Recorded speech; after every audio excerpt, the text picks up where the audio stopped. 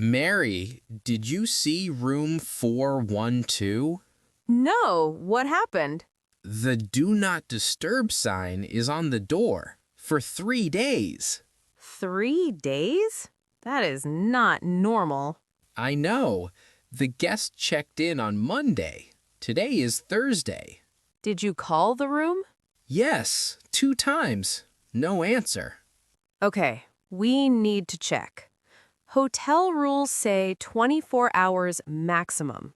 I know, but I don't want to make the guest angry. John, this is our job. The guest's safety is important. You are right. Should I go alone?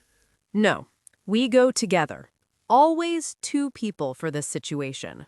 Okay, let me call the manager first. Good idea. The manager needs to know. Done. She said to go now and knock loudly. Perfect. And if there is no answer? We use the master key. Standard procedure. Right, let's go. The guest is probably fine, but we must check. Agreed.